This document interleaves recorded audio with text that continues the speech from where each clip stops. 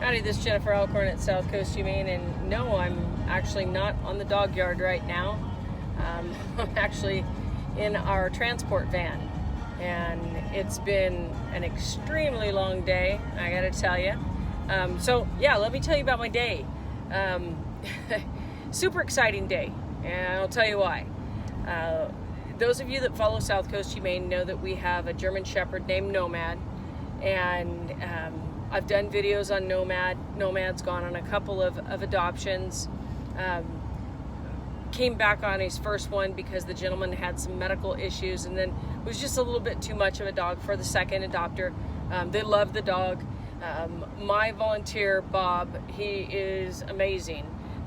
He spends a ton of time with the dogs, especially Nomad. Some of the ones that we have with, some behavioral issues, I work in the shelter with them, he works outside of the shelter with them, and we collaborate on how to help these dogs. Well, Nomad, he's been there a while, and he needs an experienced owner, and we can't put the dog in a position to fail. He's hectic. It's like he's missed some part of his growing up time, right? From like maybe 8 to 12 months or something like that. So when he was taken in to the shelter, not our shelter, the original shelter he was taken into in California, High Kill Shelter, he was aggressive. And he was aggressive because he was just scared to death. And I'm sure they had him on a pole stick. So that's scary for a dog, especially a young dog that lacks some social skills. So of course he's bitey and crazy, and I saw right through that. We bring him up here, we get him in the play yard. Bob gets him out walking. Many people have handled the dog. His presentation is still terrible at the kennel, and he's a big barker. So anyway, I was brainstorming, and it's like, gosh, this dog, he's not getting better in our shelter, and we have a clean shelter. Our dogs go to playgroup every day. They get walks, they get treats, they have beds, we have heated kennels. They go to sleep listening to classic music. I get up early, I stay up late. We do everything we can to get our dogs out of the shelter. Well, this specific dog just wasn't going anywhere. So I reached out to my good friend. She is a trainer, and her name is Teresa. And I said, Teresa, what do we got to do to get him to your place? She's got acreage, she's got kennels, she's got pools, she's got lakes, she's got an ATV that she exercises the dogs with, and she does a lot of good one-on-one training. Her daughter helps her. The dog gets exposed to a lot of things to help them be rounded and be adoptable. So we made some negotiations, and this morning I was up at 4. Bob met me at the shelter at 5:15 this morning, and we said that we are sending Nomad to charm school. It's not dog training school, he's learning how to be charming. So that is exactly how the first part of the day started. So I was super stoked.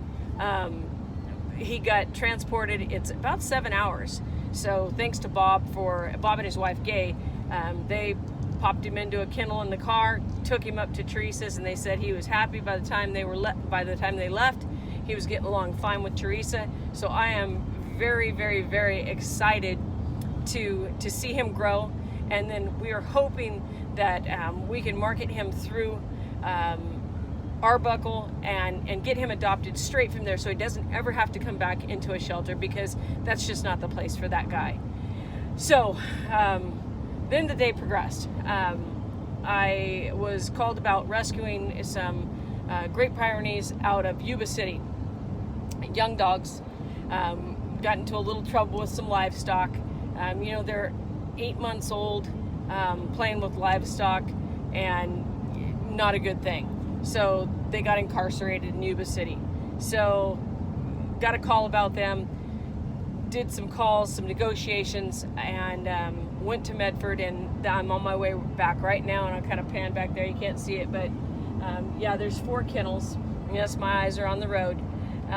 4 kennels back there, and I've got some beautiful dogs. And come to find out, when I open up the kennels and see these dogs for the first time, they are Great Pyrenees, but they definitely have some Anatolian Shepherd in them. So guardian style livestock protectors. I am very excited to get these animals home and to get them bedded down. And we've had multiple litters come in. There was a litter from Humboldt County a while back, if you remember, Panda and, oh my goodness, I have so many dogs on my brain.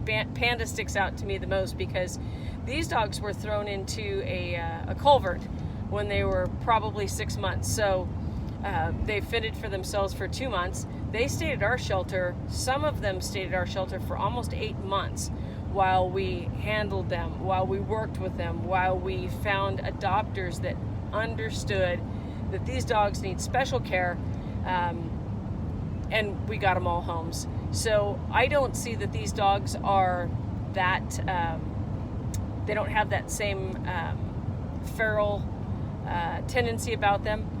They're definitely more social, but you can tell they are very fearful right now because they've been plucked out of their environment and put into a shelter. And, you know, dogs that go to a shelter, they see all these white coats running at them. You know, it's like poking them with needles and deworming them, flea treating them, getting them spayed, neutered, and it's scary. It's scary. So, you know, trust with animals is so important. If you can get a dog to trust you, he'll do anything for you. I'm a firm believer of that.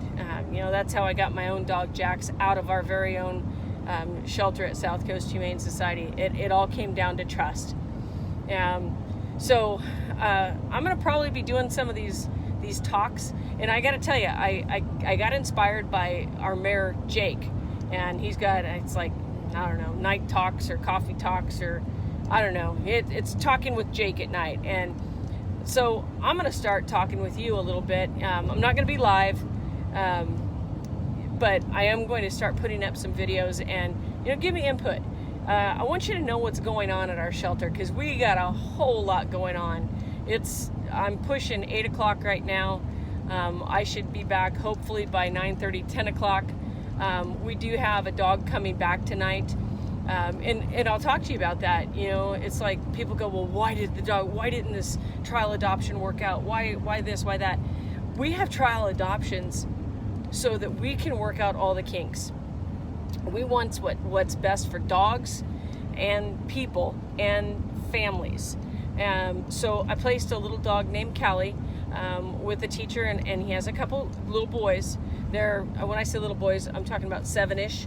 And dog's doing great. She's been there 3-4 days. She's young, but she was a little bit fearful too.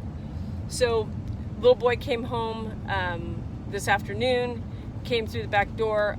I believe that the dog got scared because he had a car seat in his hands. So she was kind of like, oh, and growled. And so it made the family fearful.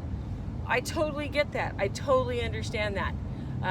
Not the dog's fault, not the kid's fault, not the family's fault, but I'm like, hey, I don't want you to feel bad. I don't want the dog to feel bad. I don't want anybody in a bad situation. Bring her back to the shelter. So I'll be back down to the shelter at 11 o'clock tonight, because they're about 3 hours away. So I'll come back. Callie will get back out into a play group. She's young. She just needs more exposure to more things, so she's not fearful. Because a lot of times that's where you're going to get some reactivity issues, especially with young dogs. So next family we're looking for a family that maybe is a little bit more mature. It doesn't have kids that are eye level, that move too fast. Maybe some teenagers that are more chill, look more adultish. I don't know if adultish is a word, but it's a word now, adultish. A little more adultish family for Callie. She's cute. She's got one ear up, one ear down. She's a great dog. So what else? What else can I tell you about what's going on in the shelter? We've just been adopting dogs and cats like crazy. The one dog that I'm really working on, everybody see my videos. I love this dog. My husband does not love this dog. He says no more dogs, Jen. So I'm really pushing to get Hank a home. Hank is our big Fila Mastiff. He looks like he's got some bloodhound in him. He may have some Brazilian something or other in him. All I know is he's a wrinkly red big boy, And once he loves you, he loves you. And you know, it really just comes down to bonding. He's got a bond with you. And then this dog can't be put in a position to fail.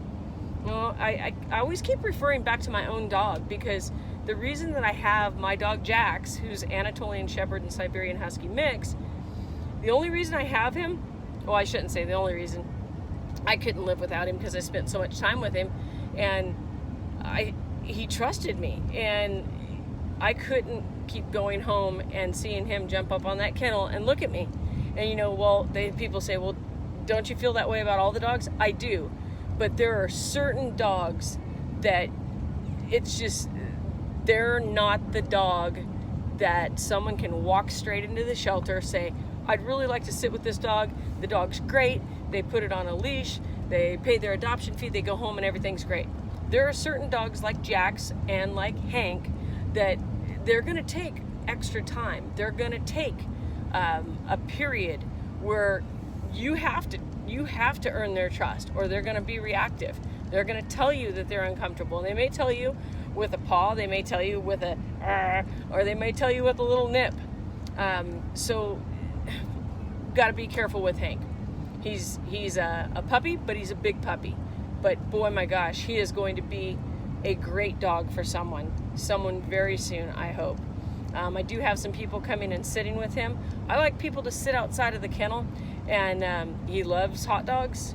And I like people to sit outside and just feed him hot dogs, talk to him, and just show him that people aren't bad.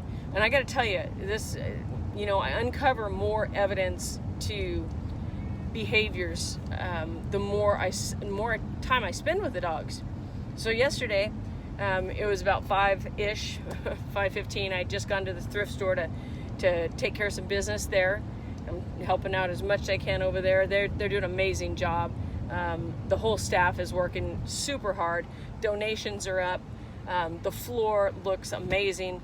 We've got sales going on left and right. Today was 50% off books. Anyway, you know, I felt bad because Hank hadn't gone for a walk, and like I said, I can't put him in a position to fail right now. He trusts me, so you know, I don't want an accidental discharge of a dog. So I said I'm going to take Hank over to Chetco Point and let him get a little bit of exercise. So I open up my Jeep and I'm like, come on buddy, jump up in. And he acted like he couldn't jump in. So of course, you know, sucker me, I reach down and I get big old lug Hank and I lift him up in the Jeep, and he rides wonderfully. And we go over to Chetco Point. I get him out. He gets out nicely. He walks well on just a regular collar and leash, and there's dogs everywhere. And he's completely unreactive to other dogs. He's just kind of a slow-moving walker boy. And we go all the way down to the beach. And I'm like, this is cool. I bet you this dog from Central California has never, it's okay, buddy, has never before been on the beach. So I'm like, this is going to be cool to see, you know, sand between his toes. And I'm going to get a piece of wood and I'll throw it for him, see if he wants to, you know, fetch, because I never even tried the fetch with him because, you know, we're on play yards, and I don't do a lot of playing with toys on yards because that can cause possession aggression and, you know, just little nippy dog fights. So anyway, I get down there and he's like smelling like kind of overstimulated, like, wow, what is all this stuff down here at the beach? And I reach down and I pick up a small stick and I pick it up, and this dog got a look of such fear on his face, and I think God, I had a good hold on the leash. I know how to hold the leash well. He bolts from me about 10 feet away. I had a little bit longer leash, and he looked like I was just gonna beat him. And I'm like, wow, somebody did some really bad things to this dog. So that's another piece of the puzzle with Hank. He's probably been abused on some level.